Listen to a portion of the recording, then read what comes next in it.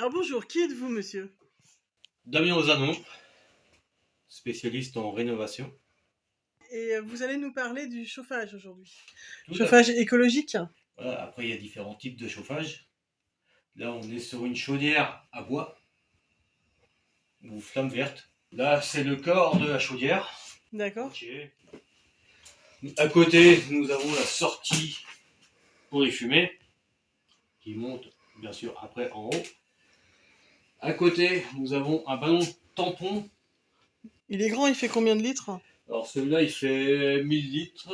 Et je ne sais pas s'il n'y en a pas des plus gros aussi, suivant les maisons aussi, suivant la surface à chauffer.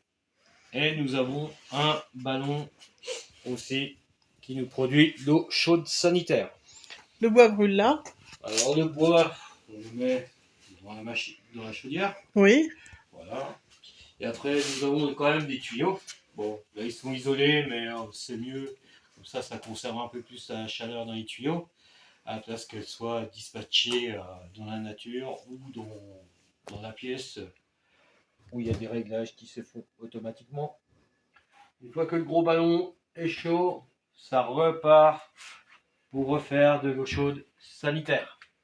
Et le ballon d'eau chaude permet de chauffer aussi la maison parce que ça pareil dans les radiateurs de chauffage central. Alors par rapport à la chaudière, ce type de radiateur fonctionne très très bien. Celui-là il est en fonte. Maintenant il en existe en acier, c'est beaucoup plus léger. Ou même voire en aluminium. Ça s'appelle le chauffage central tout simplement. Est-ce qu'on peut voir comment ça fonctionne? Oui, on peut voir. Voilà la bête. D'accord, il y a plusieurs trappes. Il y a plusieurs trappes. Première trappe où on met le bois. Alors là, vu qu'on est en route, ça va faire un petit peu de bruit. D'accord, c'est là qu'on met les bûches. C'est là où on met les bûches. Il y a du feu. Il y a des morceaux de bois. Nous avons une deuxième trappe.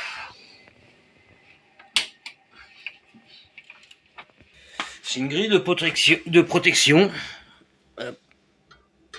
Faire attention de ne pas se brûler. C'est un peu chaud, mais ça va. Hop. Où justement, Ah, on voit de la braise. on voit de la braise, des cendres. C'est normal aussi. La soufflerie se met automatiquement pour maintenir les braises un petit peu, pour qu'il y ait toujours un petit peu de feu sans que ça étouffe le feu. Voilà, comme ça, ça repart automatiquement. Quand elle a besoin de se déclencher, elle se redéclenche. Pour consommer beaucoup moins de bois. Nous avons les cendres. D'accord, et les cendres, on peut les récupérer. Les cendres, on peut les récupérer, on peut les mettre dans le jardin aussi. Est-ce qu'on a intérêt à brûler du granulé avec ce genre de chaudière? Ah non, pas du tout. C'est du bois, c'est pas du granulé. Soit qu'on se fait livrer, qu'on trouve un marchand de bois et qu'on se fait livrer du bois, ou soit qu'on va faire notre bois nous-mêmes. Et même du vieux bois, ça marche. Du bois, oui. Du moment que le bois, il y a au moins 2 ans, même voire 3 ans pour du chêne. Je préconise 3 ans parce que c'est mieux quand même pour du chêne. Après, il y a d'autres types de bois qui demandent plutôt 2 ans, comme le châtaignier, où on peut déjà chauffer avec. Donc je peux brûler du bouleau.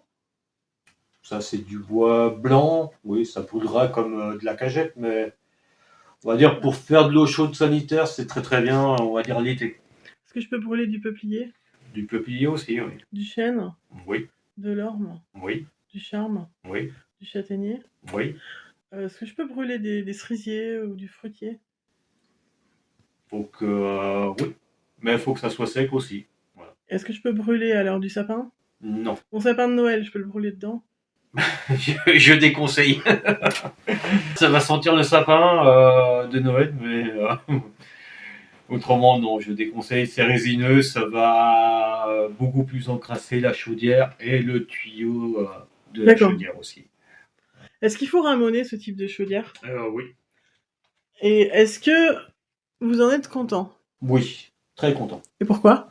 Ah, parce que je mets du bois avant d'aller me coucher.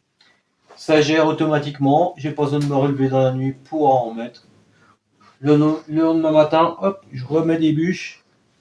Hop, et je peux partir travailler tranquillement. Tout simplement.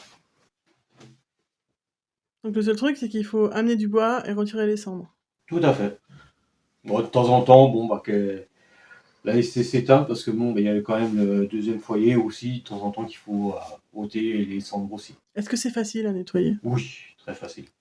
Est-ce que quelqu'un de pas très fort physiquement, ou une jeune femme par exemple, ou une femme âgée, pourrait s'en servir toute seule? Oui, oui, tout à fait. Bah, après, on a quand même des petits ustensiles, justement, pour aller chercher de la chaudière, bon, qui représente quand même une bonne petite longueur. On peut aller chercher quand même les cendres. Voilà. Et ça, c'est pas lourd. Hein. Petit doigt, hein, mesdames, pour vous. Qu'est-ce que vous connaissez la puissance de cette chaudière? Alors, cette chaudière fait 25 kW. 25 kW, on va dire, à 1 kW, ça représente à peu près 10 mètres carrés. Autrement, si vous avez beaucoup plus grand que 250 mètres carrés, il existe des chaudières encore plus grosses que celle-là.